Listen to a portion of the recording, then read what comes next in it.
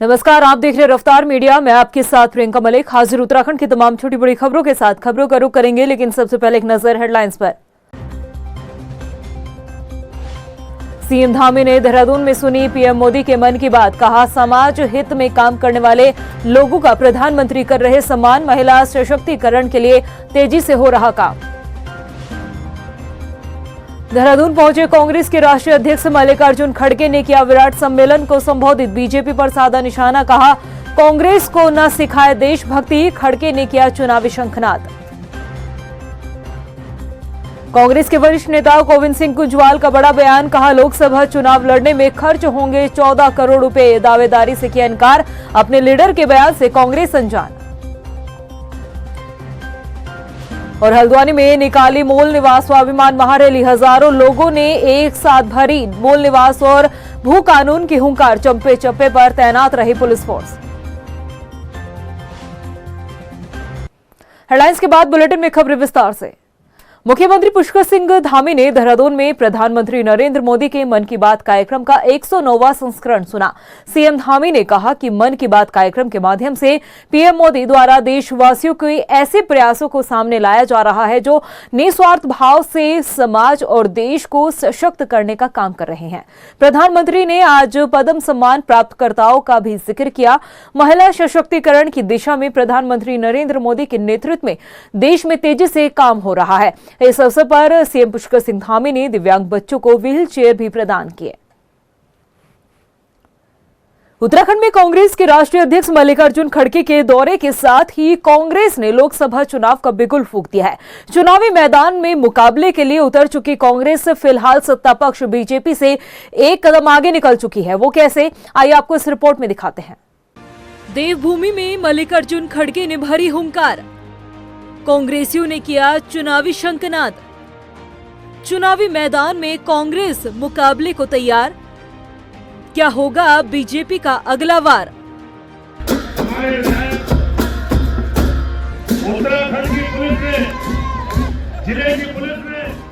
उत्तराखंड में लोकसभा चुनाव की हवा का रुख बदलने के लिए कांग्रेस ने अपने स्टार नेता को चुनावी मैदान में उतारकर चुनावी शंखनाद भी कर दिया है। रविवार को देहरादून पहुंचे कांग्रेस के राष्ट्रीय अध्यक्ष मल्लिकार्जुन खड़गे ने विराट सम्मेलन के जरिए राज्य में चुनावी हुंकार भरी और कार्यकर्ताओं में जोश भरने का काम किया। इस दौरान बन्नू स्कूल में खड़गे के स्वागत के लिए पार्टी के दिग्गज नेताओं के साथ ही कार्यकर्ताओं और समर्थकों की भारी भीड़ देखने को मिली। सम्मेलन को संबोधित करते हुए मल्लिकार्जुन खड़गे ने बीजेपी सरकार पर जमकर निशाना साधा। उन्होंने कहा कि भाजपा सरकार में विपक्ष के नेताओं का उत्पीड़न किया जा रहा है, मगर बीजेपी की तानाशाही से कांग्रेस अब डरने वाली नहीं। मल्लिकार्जुन खड़गे ने कहा कि हमने जो बनाया उन सभी चीजों को भाजपा बेचकर खा रही है। देश का विकास सिर्फ कांग्रेस ने किया है, भाजपा देश को बांटने का काम कर रही है। इसके साथ ही मल्लिकार्जुन खड़गे ने महंगाई, बेरोजगारी और महिला उत्पीड़न जैसे कई मुद्दों का भी अपने संबोधन में जिक्र किया।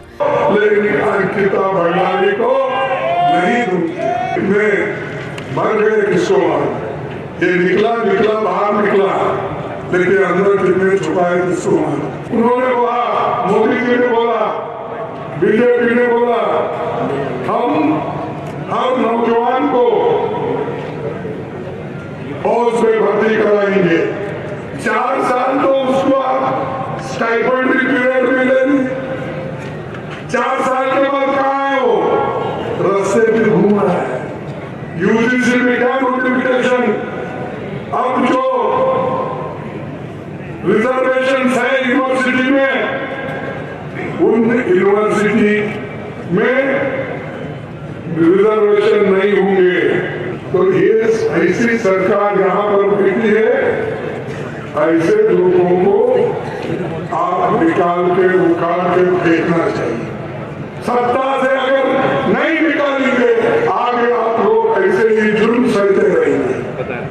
वहीं मल्लिकार्जुन खड़गे के दौरे को लेकर कांग्रेसियों में खासा उत्साह देखने को मिला और बहुत प्रेरणादायक उनका संबोधन रहा और कार्यकर्ताओं को भी जोश मिला और उत्तराखंड वासियों को भी जोश मिला। उन्होंने सभी समुदाय वालों के लिए और एक परिवर्तन का जो आह्वान किया पूरे देश का, वो अपने आप में अभूतपूर्व है।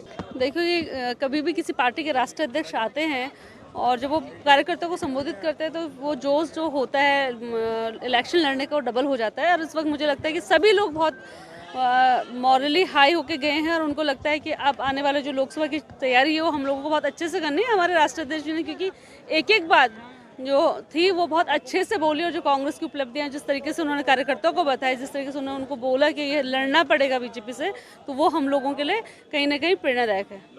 जहां एक तरफ कांग्रेस में जोश और उत्साह दिखाई दिया, तो वहीं मल्लिकार्जुन खड़गे के दौरे को लेकर बीजेपी की प्रतिक्रिया भी सामने आई है। देवभूमि की जनता पर कोई फर्क पड़ने वाला नहीं है, क्योंकि देवभूमि की जनता ने पहले से मन बना रखा है कि तीसरी बार नरेंद्र भाई मोदी जी को प्रधानमंत्री बनाना है और उत्तराखंड से 5 लोकसभा की सीटें 75% से भी अधिक मत प्रतिशत प्राप्त करके प्रचंड जीत उत्तराखंड से भाजपा को देनी है। पूर्व में भी उनके जो वरिष्ठ नेता हैं, उनके युवराज जो कहे जाते हैं, उनका भी कई बार कांग्रेस के लोगों ने प्रोग्राम बनाया, लेकिन वो उत्तराखंड में आने का साहस नहीं जुटा पाए, क्योंकि उत्तराखंड की जनता ने एक बार नहीं अनेकों बार कांग्रेस को नकारा है और आगे भी उनके ये हश्र होने वाला है। मल्लिकार्जुन खड़गे के दौरे के साथ ही कांग्रेस लोकसभा चुनाव का बिगुल फूंक चुकी है और चुनाव के इस मुकाबले में कांग्रेस फिलहाल भाजपा से एक कदम आगे भी निकल चुकी है, क्योंकि बीजेपी की तरफ से अभी तक कोई स्टार नेता राज्य में प्रचार के लिए नहीं पहुंचा। ऐसे में मल्लिकार्जुन खड़गे ने देवभूमि में चुनावी शंखनाद कर कांग्रेसियों के हक में माहौल बना दिया है। रफ्तार मीडिया के लिए देहरादून से सुशांत सिंह के साथ ब्यूरो रिपोर्ट। उत्तराखंड की पुलिस ने, जिले की पुलिस ने जहां एक तरफ कांग्रेस के राष्ट्रीय अध्यक्ष मल्लिकार्जुन खड़गे देहरादून पहुंचे, तो वहीं दूसरी तरफ भाजपा ने कांग्रेस को एक बड़ा झटका देने का काम किया। कोटद्वार से पूर्व विधायक और कांग्रेस नेता शैलेंद्र रावत ने अपने कई समर्थकों के साथ बीजेपी का दामन थामा। इसके साथ ही पुरोला से पूर्व विधायक राजकुमार के नेतृत्व में भी कई समर्थकों ने बीजेपी का दामन थाम लिया है। भाजपा के प्रदेश अध्यक्ष महेंद्र भट्ट ने सभी कार्यकर्ताओं को पार्टी की शपथ दिलाकर उनकी ज्वाइनिंग कराई। भारतीय जनता पार्टी अच्छी सत्ता चलाती है, इसलिए कांग्रेस के लोग भी हमारे साथ आ रहे हैं, क्योंकि कांग्रेस में रह के कांग्रेस के पतन को उन्होंने देख लिया है। इसलिए ये कम से कम मेरा तो विद्वान आदमी है, उनको ऐसा बोलना चाहिए कि हम तो निकम्मे साबित हो गए सत्ता चलाने में, तभी तो हमारे लोग बीजेपी में जा रहे हैं। पार्टी जो भी जिम्मेदारी देगी उसको मजबूत करने का काम करेंगे और भारतीय जनता पार्टी मोदी जी के नेतृत्व में बहुत तेज़ी के साथ आगे बढ़ रही है, देश आगे बढ़ रहा है। हमने मोदी जी का हाथ को मजबूती देनी है और पुष्कर धामी जी की सरकार को भी मजबूती देनी है। जहां एक तरफ उत्तराखंड में लोकसभा चुनाव को लेकर राजनीतिक दल अपनी तैयारियों में जुटे हुए नजर आ रहे हैं, तो वहीं कांग्रेस के कुछ वरिष्ठ नेता लोकसभा चुनाव की तैयारियों को लेकर बड़ा बयान भी दे रहे हैं। ऐसे ही एक बड़ा बयान कांग्रेस के वरिष्ठ नेता गोविंद सिंह कुंजवाल का सामने आया है। यह रिपोर्ट देखिए। इन दिनों उत्तराखंड में सभी राजनीतिक दल लोकसभा चुनाव की तैयारियों को अमली जामा पहनाने में जुटे हैं, मगर इन तैयारियों के बीच कांग्रेस के नेता अपनी बयानबाजी को लेकर काफी चर्चाओं में है, जिसकी वजह से उत्तराखंड की राजनीति के साथ कांग्रेस में बवंडर मचनाता है। दरअसल कांग्रेस के वरिष्ठ नेता और पूर्व विधानसभा अध्यक्ष गोविंद सिंह कुंजवाल से जब पूछा गया कि क्या वो आगामी लोकसभा चुनाव में नैनीताल संसदीय सीट से चुनाव लड़ेंगे, तो इस पर उन्होंने कहा कि उनके पास चुनाव लड़ने के लिए पैसा नहीं है, लिहाजा ना तो वो दावेदारी कर सकते हैं और न ही चुनाव लड़ने की इच्छा जता सकते हैं। मैं कांग्रेस का बहुत छोटा कार्यकर्ता हूं और मैंने जितना भी समय मुझे मिला मैंने बहुत ईमानदारी से काम किया और चुनाव में आजकल पैसा बहुत लगता है, इसलिए मेरे पास पैसा नहीं है। मैं न दावेदारी कर सकता हूं और न मैं चुनाव लड़ने की इच्छा जाहिर कर सकता हूं। आगे गोविंद सिंह कुंजवाल कहते हैं कि एक लोकसभा क्षेत्र में 14 विधानसभा है और एक विधानसभा में अगर 1 करोड़ रुपए भी खर्च करेंगे तो 14 करोड़ रुपए चाहिए, इतनी उनकी क्षमता नहीं है। और उनका ये भी कहना है कि उन्होंने बड़ी ही ईमानदारी से अब तक अपने राजनीतिक करियर में काम किया है। 14 विधानसभाएं हैं, एक विधानसभा में अगर 1 करोड़ रुपये भी खर्च करेंगे आप तो 14 करोड़ रुपये चाहिए, कम भी करेंगे तो 7 करोड़ तब भी चाहिए।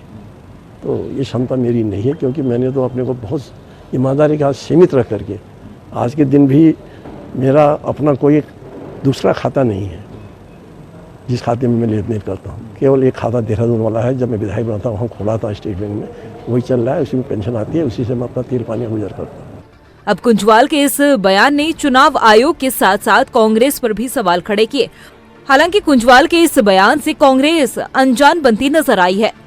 अब देखिए, ये मुझे नहीं मालूम, मैंने सुना नहीं उनका बयान, लेकिन लोकसभा चुनाव में विधानसभा चुनाव के मुकाबले ज़्यादा खर्च तो होता है, लेकिन उन्होंने ये बात कैसे कही, क्योंकि ये तो आचार संहिता है, चुनाव आयोग के नियमों के बाहर हम कोई बात नहीं कर सकते। वहीं कुंजवाल के इस बयान पर बीजेपी ने कांग्रेस पर तंज कसते हुए कहा कि उनके नेता अपनी ही पार्टी को असहज करने का काम करते हैं। और जिस प्रकार से कांग्रेस के वरिष्ठ नेता आदरणीय गोविंद सिंह कुंजवाल जी ने जो कहा है, वो उनकी पार्टी के संस्कार हैं। क्योंकि अभी पिछले 2022 के चुनाव में भी कांग्रेस के नेताओं के द्वारा कांग्रेस के वरिष्ठ नेताओं पर पैसा लेकर के टिकट बेचने की जो खुलकर बात कही गई थी, उसी का एक खुलासा आदरणीय गोविंद सिंह कुंजवाल जी कर रहे हैं। कांग्रेस का और कुंजवाल जी का अंदरूनी मामला है।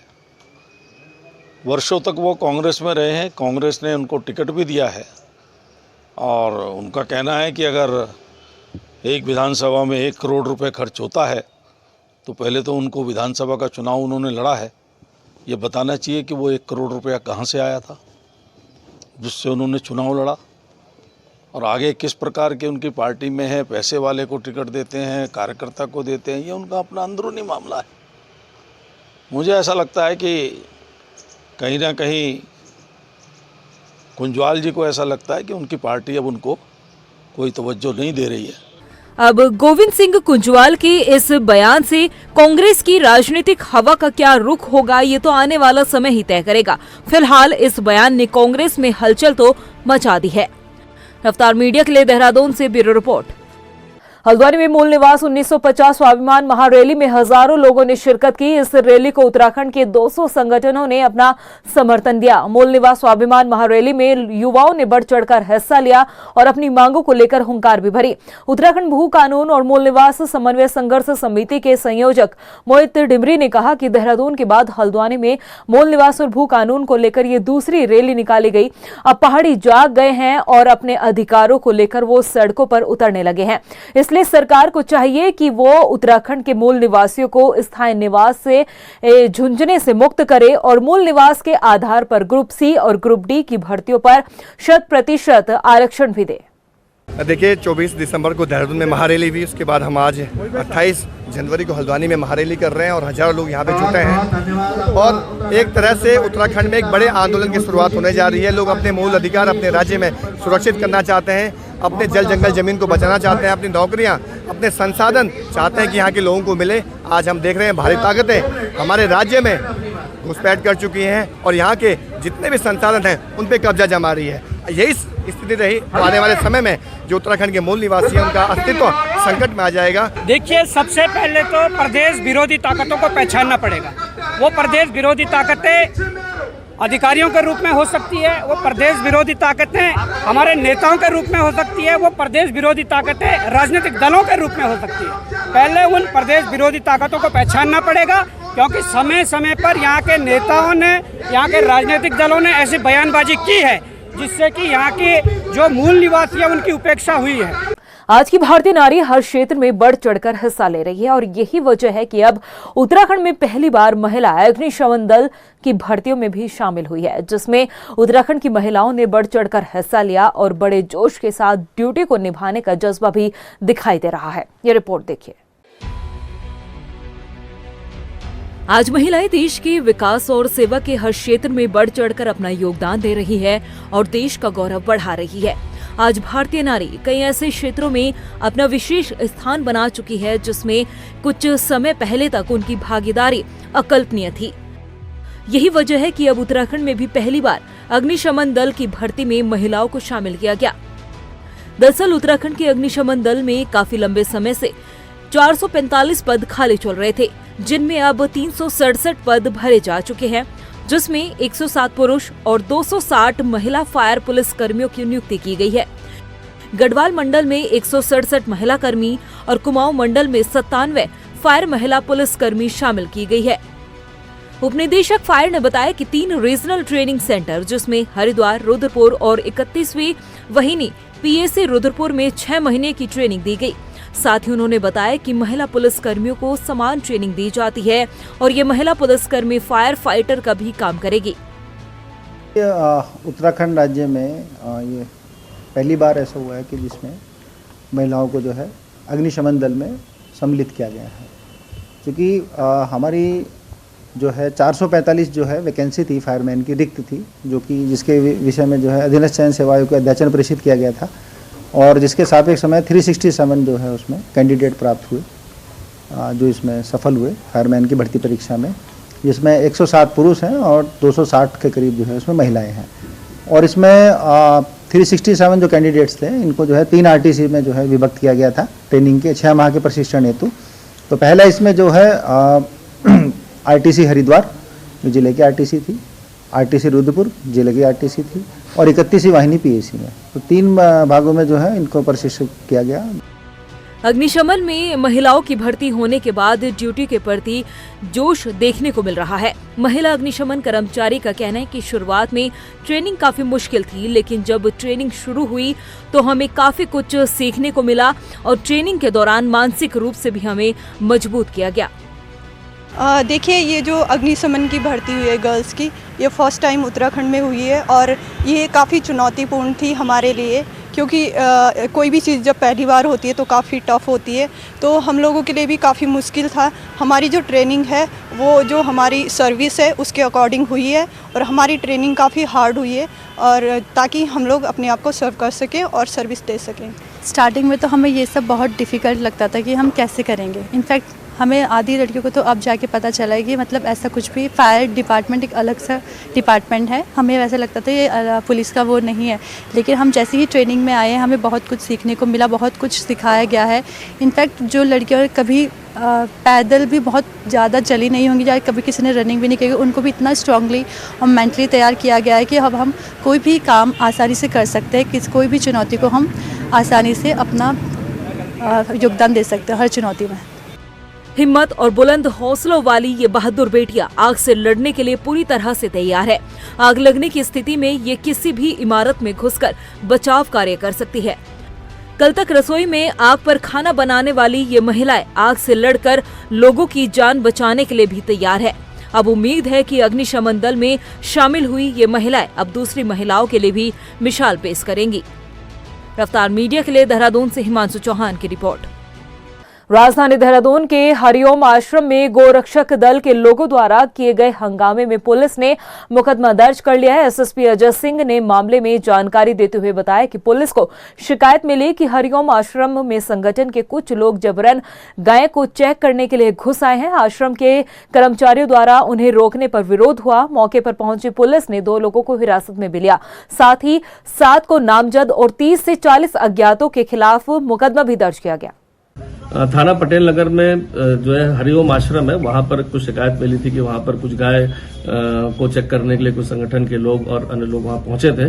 चूंकि वहां जबरदस्ती आश्रम में घुस रहे थे, जिस पर आश्रम के कर्मचारियों ने रोकने का प्रयास किया, जिस पर वहां पर हाथापाई और तोड़फोड़ की घटना हुई, जिस पर दोनों पक्षों द्वारा इसमें तहरीर दी गई थी। लेकिन मौके पर पुलिस के पहुंचने के बाद भी वहां पर लगातार लोग उत्पात मचाते रहे और वहां पर तोड़फोड़ का प्रयास करते रहे, जिस पर पुलिस के द्वारा इसमें 2 लोग को मौके से गिरफ्तार किया गया, जिसमें उनके विरुद्ध मुकदमा दर्ज किया गया। 7 लोगों को नेम्ड किया गया है और अन्य 30 से 40 लोग को अज्ञात के विरुद्ध मुकदमा दर्ज किया है। वहीं लोहाघाट ब्लॉक के नेपाल सीमा से लगे रोसाल क्षेत्र में अधूरे पड़े बोरिंग पेयजल योजना के निर्माण कार्यों को लेकर महिलाओं ने जल संस्थान के खिलाफ प्रदर्शन किया है और जल्द ही निर्माण कार्य शुरू करने की मांग की। दरअसल क्षेत्र में 6 महीने पहले बोरिंग पेयजल योजना के निर्माण कार्य को ठेकेदार अधूरा छोड़कर फरार हो गया था, जिसकी वजह से योजना अधर में लटक गई है। महिलाओं ने कहा कि पिछले 6 महीनों से क्षेत्र में बारिश नहीं हुई, जिस कारण क्षेत्र में पेयजल स्रोत भी सूख गए। पेयजल के लिए हाहाकार मचा हुआ है। हमारे यहाँ पानी नहीं आ रहा है, ठेकेदार भाग गया लाइन खोद के, पंपिंग योजना, हम लोग पानी के लिए परेशान हैं। कितना समय हो गया, पानी बारिश हो नहीं रही है, हम लोग कहाँ से पानी लाएं। गाय भैंस भी हमारी भूखी तीसी है, पानी के बिना न हमारे नहाने धोने के लिए पानी है, न पीने के लिए पानी है, और हम कहाँ से स्कूल में पानी दें, कहाँ से हम लोग पिएं। कि तो ये आधा लाइन खोद के ठेकेदार पता नहीं कहाँ भाग गया। 7-8 महीने हो गए इसको, ये नौले गधेरे सब सूख गए हैं। अब ये योजना पूरी नहीं होती है तो हम क्या करें, हमने तो जाना ही है। प्रदेश की खबरों में नहीं, फिर हाजिर होंगे कुछ खास खबरों के साथ। तब तक के लिए मुझे दे इजाजत, नमस्कार। सीएम धामी ने देहरादून में सुनी पीएम मोदी के मन की बात, कहा समाज हित में काम करने वाले लोगों का प्रधानमंत्री कर रहे सम्मान, महिला सशक्तिकरण के लिए तेजी से हो रहा काम। देहरादून पहुंचे कांग्रेस के राष्ट्रीय अध्यक्ष मल्लिकार्जुन खड़गे ने किया विराट सम्मेलन को संबोधित, बीजेपी पर साधा निशाना, कहा कांग्रेस को न सिखाए देशभक्ति, खड़गे ने किया चुनावी शंखनाद। कांग्रेस के वरिष्ठ नेता गोविंद सिंह कुंजवाल का बड़ा बयान, कहा लोकसभा चुनाव लड़ने में खर्च होंगे 14 करोड़ रुपए, दावेदारी से किया इनकार, अपने लीडर के बयान से कांग्रेस अनजान। और हल्द्वानी में निकाली मूल निवास स्वाभिमान महारैली, हजारों लोगों ने एक साथ भरी मूल निवास और भू कानून की हुंकार, चप्पे चप्पे पर तैनात रही पुलिस फोर्स।